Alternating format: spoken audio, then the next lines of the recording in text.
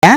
Dan pagi hari ini pendengar, saya Nia dan juga rekan Dev ya saat ini masih menemani Anda di Florata pagi ini. Dan topik kita yang berikutnya yaitu terkait dengan Hari Kebangkitan Nasional 20 Mei 2025. Kami hadirkan sebuah topik wawancara terkait dengan literasi untuk kebangkitan bangsa menuju Indonesia cerdas dan tangguh. Di ujung telepon sudah bersama kita Ketua Forum Taman Baca FTBM NTT Polikarpus Do.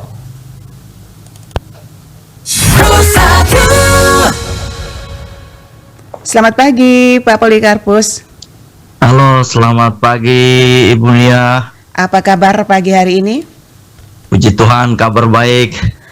Salam ya Hari Kebangkitan Nasional dan semuanya. Salam Hari Kebangkitan Nasional. Semuanya kita pada bangkit ya dengan bangkit. bangkit dengan segala aktivitas. Ayo bangun NTT. Oke. Tentunya dengan profesi kita masing-masing yang pastinya ya. Iya, pasti ya dengan tugas dan fungsi kita ya. Benar sekali. Oke, Pak Polikarpus ya, terkait dengan tema kita yang sangat luar biasa untuk tahun ini, bangkit bersama wujudkan Indonesia kuat.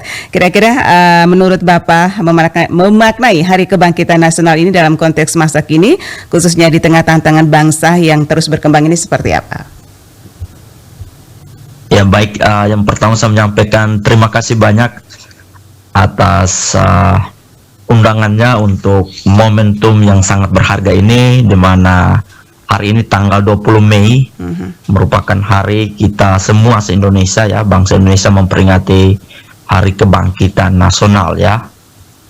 Ini sebagai momentum bersejarah bagaimana sebagai generasi muda ya dan seluruh masyarakat Indonesia menyadari bahwa Indonesia bisa maju, bisa tangguh, bisa kuat, bisa bangkit jika ada satu kekuatan bersama, satu kesatuan yang tidak bisa terpisahkan, yaitu kita harus bersatu untuk mewujudkan Indonesia yang kuat, Indonesia yang bangkit, Indonesia yang mandiri. Jadi makna kebangkitan nasional itu mempersatukan kita semua untuk satu hati, satu jiwa untuk membangun Indonesia ya, khusus di NTT kita membangun NTT ini dengan semangat gotong royong. Kalau bagi saya makna kebangkitan itu makna di mana kita harus punya semangat yang sama, spirit yang sama, punya tekad yang sama untuk memajukan Indonesia yang kita cintai. Iya, baik. Dan ini tentunya sebagai Ketua Forum Taman Baca ya, NTT, kira-kira seperti apa nih peran yang Bapak lihat ya, literasi mainkan dalam membentuk bangsa yang cerdas dan tangguh? Iya, jadi terima kasih ya, ini pertanyaan yang luar biasa. Mengapa literasi itu penting ya untuk kebangkitan bangsa, untuk bangsa yang tangguh ya? Karena mencerdaskan kehidupan bangsa itu literasi itu sebagai fondasi ya, lagi fondasi utama untuk pendidikan dan pembelajaran sepanjang hayat. Masyarakat yang literat itu memiliki ya minimal ya 6 kecakapan literasi. Jadi 6 kecakapan literasi itu literasi baca tulis, literasi numerasi, literasi sains, literasi finansial, literasi digital, literasi budaya dan kewargaan. Artinya bahwa bangsa-bangsa di dunia ya, bukan hanya Indonesia, bangsa-bangsa dunia, jika bangsa ingin bangsanya kuat, bangsanya hebat, bangsanya tangguh, minimal menguasai atau minimal cakap ya 6 dimensi literasi yang tadi saya sudah katakan tadi. Nah, Indonesia harus memiliki kemampuan itu, kemampuan kecakapan literasi yang berdampak pada kompetensi yang akan dimiliki dan juga karakter bangsa ini. Jadi literasi itu sebagai fondasi utama untuk membangkitkan ya, memiliki kecakapan, kemampuan, terus juga membentuk karakter pribadi individu. Nah, di situ masyarakat akan bisa berpikir kritis, masyarakat bisa mampu berkomunikasi, bekerja secara bersama ya, bekerja dalam tim, terus saling menghargai antar suku, agama, ras dan lain-lainnya. Jadi literasi itu bukan sekedar membaca ya menulis, atau pemahaman kita bahwa literasi itu urusan membaca menulis, tapi lebih dari itu ya. Literasi itu mengubah cara berpikir, membangun kepribadian bangsa, termasuk tadi literasi budaya, bagaimana memperkuat budaya-budaya kita yang sudah diwariskan oleh leluhur kita sebagai peradaban bangsa. Jadi ini kekuatan. Jadi sebenarnya di hari momentum kebangkitan ini, mari kita kembali ya merefleksi bahwa semangat para pendahulu kita ya, dulu kebangkitan ini adalah bentuk dari semangat organisasi pergerakan seperti Budi Utomo ya. Mereka menyatukan dari Sabang sampai Merauke ya, para pelajar, para pemuda saat itu. Kalau kita memaknai Hari Sumpah Pemuda juga, bahwa mereka menaruhkan satu kesepakatan bahwa Indonesia harus satu bahasa, satu bangsa, satu tanah air.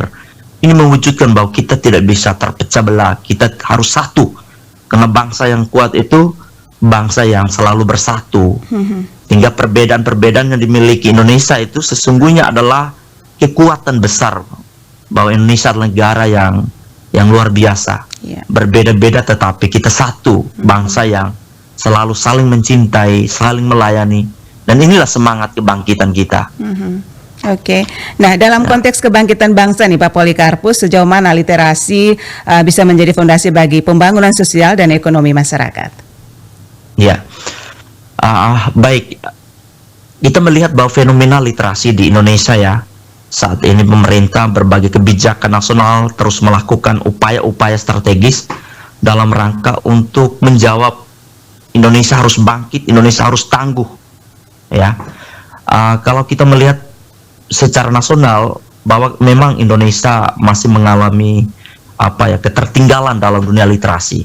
Berbagai infrastruktur pendidikan kita yang belum merata dari Sabang sampai Merauke ya. Kalau kita bicara Indonesia secara utuh, secara menyeluruh, dari Sabang sampai Merauke, dari Nias sampai Pulau Rote. Nah, ini penting sekali. Kenapa? Bagaimana kita bisa bangkit, bisa tangguh kalau pemerataan infrastruktur pendidikan kita belum merata di seluruh pelosok tanah air.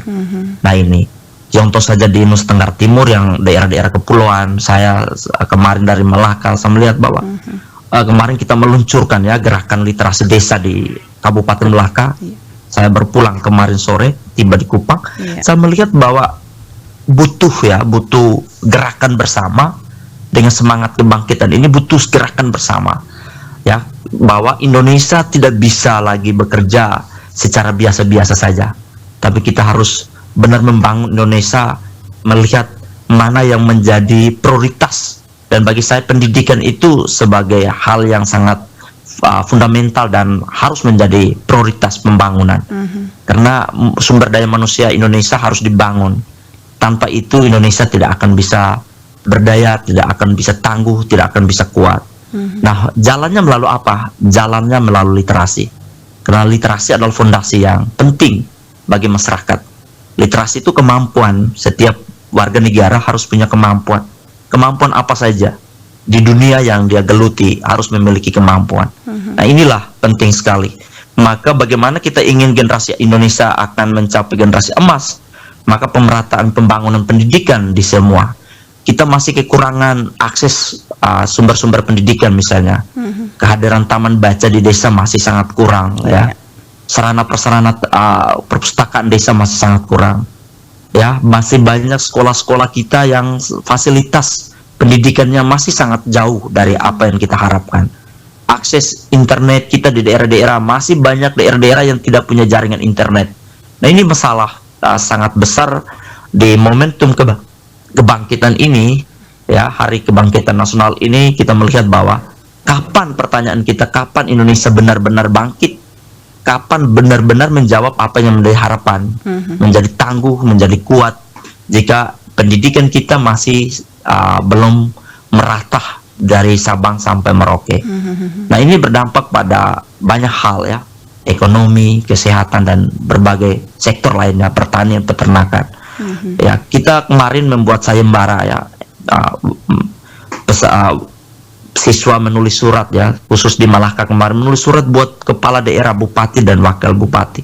ternyata ada gagasan pikiran dari peserta, dari siswa kita, dari pelajar-pelajar Malaka itu luar biasa. Mereka ingin pembangunan yang merata, mereka ingin pendidikan yang bermutu dan berkualitas. Nah, ini butuh komitmen bersama bagi kita semua ya, baik pemerintah maupun masyarakat semua ya, butuh pelibatan kita semua agar pembangunan pendidikan, ekonomi dan semua sektor itu bisa berjalan dan bisa menjawab kebangkitan Indonesia, kebangkitan NTT.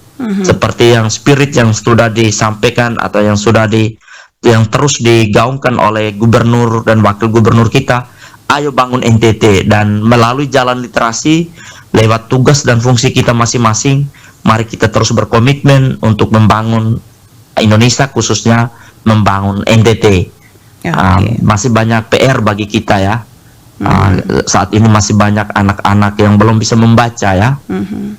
Ini PR banyak sekali untuk kita. Anak SD sudah kelas 6, anak SMP, anak SMA, bahkan data terakhir banyak juga mahasiswa yang belum bisa membaca. Nah, ini fenomena.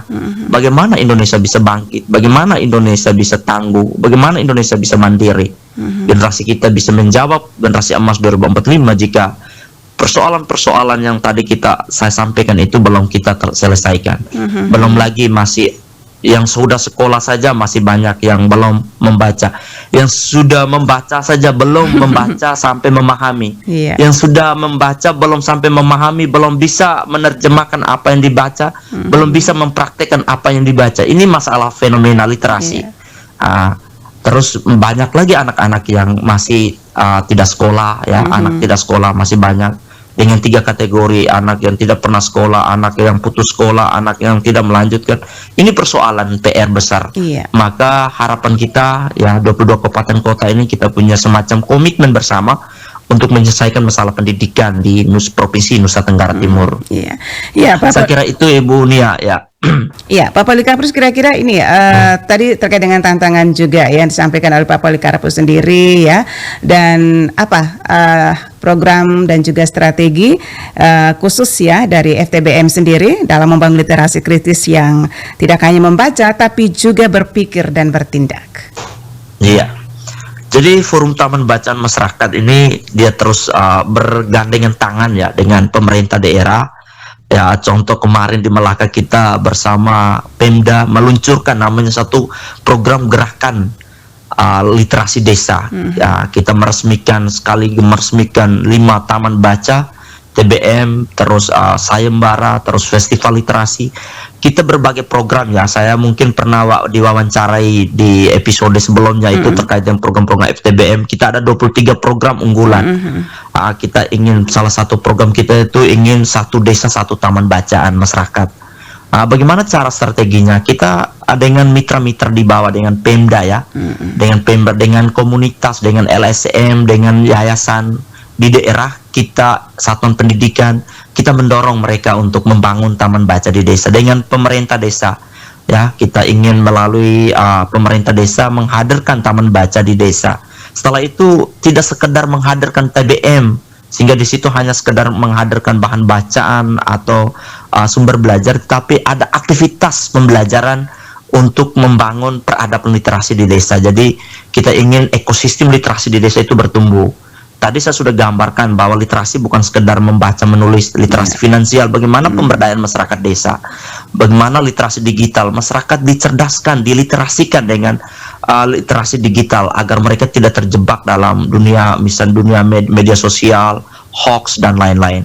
Terus literasi budaya, bagaimana menghidupkan budaya-budaya lokal, tarian tradisional, bahasa daerah, lagu-lagu daerah, semua ya, yang ada yang sifatnya kontekstual dan kearifan lokal ya, makanan lokal dihidupkan semuanya. Inilah literasi budaya kita, warisan-warisan leluhur kita hidupkan kembali sebagai kekayaan peradaban bangsa. Terus literasi sains, bagaimana desa itu hijau, desa itu bersih, desa yang mencintai lingkungan ya, desa yang peduli terhadap alam sekitar. Nah, ini harus hadir di tengah-tengah masyarakat. Maka program Forum Taman Bacaan Masyarakat itu memperkuat 6 dimensi literasi yang tadi saya sudah gambarkan. Dengan cara apa? Kita sosialisasi, workshop, pendampingan, pembentukan taman bacaan masyarakat ya, baik di sekolah, keluarga maupun masyarakat, itu menjadi lokus kita. Jadi kita bekerja secara masif. Kebetulan di daerah-daerah ada teman-teman komunitas dan juga pemerintah daerah sangat welcome. Jadi kita bergandengan tangan. Kita tidak bisa kerja sendiri. Dengan menghadirkan bahan bacaan, kita punya program gerakan 1 juta buku untuk NTT. Iya. Karena kita tadi bicara literasi, banyak juga daerah yang tidak bisa mengakses internet, kekurangan bahan bacaan. Kita berupaya. Jadi setiap titik yang kita jalan itu kita sudah siapkan. Kita bawa buku-buku bahan bacaan bermutu yang sesuai kebutuhan masyarakat. Jadi bahan bacaan itu bukan sekedar hadir, tetapi harus memastikan bahan bacaan itu dibutuhkan oleh masyarakat atau tidak. Terus ada relawan literasi di desa itu, ada penggerak di desa itu. Kalau tidak ada penggerak, nanti taman baca itu mubasir, tidak berjalan.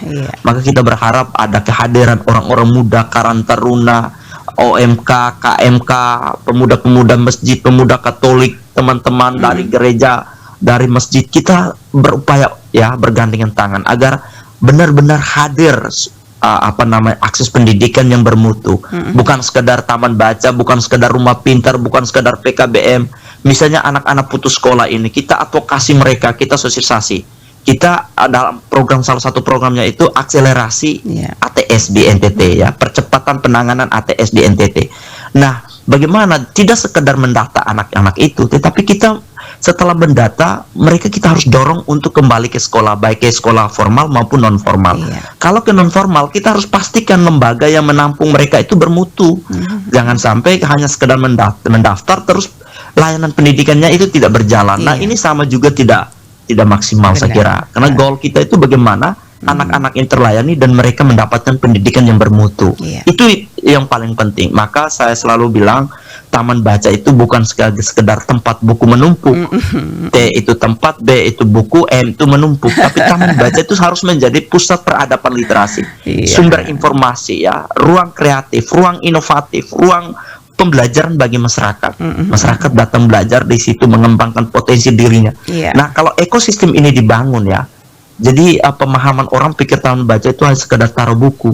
Taman baca itu bukan sekedar menghadirkan bahan baca. Bahan bacaan itu sebagai simbol ya. Dia merupakan aktivitas pembelajaran. Di sana ada bimbingan belajar, di sana ada kursus dan pelatihan, di sana ada pemberdayaan. Jadi 3 aspek literasi ya. Yang pertama tuh enlightenment, mencerahkan. Jadi taman baca itu mencerahkan. Yang kedua, taman baca itu yang berikutnya adalah enrichment. Taman baca itu sebagai memperkaya wawasan masyarakat, sumber ilmu pengetahuan. Itu taman bacaan. Yang ketiga adalah empowerment. Taman baca itu memberdayakan. Jadi memberdayakan ekonomi, memberdayakan pembelajaran dan semuanya. Itu terjadi di level, bayangkan kalau semuanya ada di desa. Desa itu akan tumbuh, berkembang, dan desa menjadi desa maju, dan Indonesia akan bangkit, dan Indonesia akan tangguh. Jadi memang itu harus kerja betul-betul dan tidak sekedar bangun TBM, alokasikan anggaran untuk bangun TBM, setelah itu diresmikan, resmi kabin, habis hilang. Tidak bisa. Nah, kalau sekedar begitu kita lebih banyak hanya pencitraan dan capek kerjanya, tetapi hasilnya tidak ada dampak. Nah, ini yang kita harapkan, Ibu Nia. Baik. Oke, terakhir nih Pak Polikarpus ya, kira-kira apa pesan Anda kepada pendengar, khususnya masyarakat NTT ya, terkhusus lagi untuk generasi muda dalam momentum Harkitnas 2025 ini? Iya. Baik. Terima kasih ya. Dalam momentum Hari Kebangkitan Nasional 20 Mei ya, kita diingatkan kembali bahwa semangat persatuan dan kesatuan merupakan kekuatan bangsa Indonesia. Kalau ditanya apa yang paling penting dalam momentum ini, tanggal 20 Mei sebagai Hari Kebangkitan Nasional, saya memilih persatuan dan kesatuan sebagai kekuatan, sebagai fondasi utama.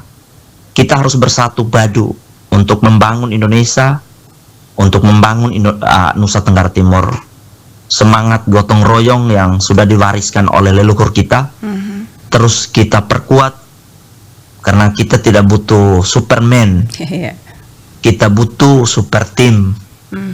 kita butuh kekompakan, kita butuh komunitas yang kuat, kita butuh masyarakat yang kompak, yang bersatu untuk membangun daerah kita. Iya. Oleh karena itu, literasi tidak bisa bekerja sendiri, literasi butuh gerakan bersama. Iya. Saya mengajak semua kita, banyak persoalan di NTT yang sedang kita hadapi dengan tupoksi kita masing-masing.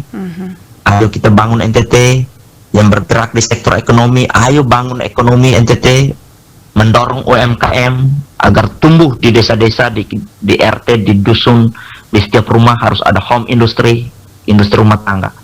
Pendidikan anak-anak kita di rumah, orang tua harus memastikan bahwa anak-anak kita terakses dengan pendidikan.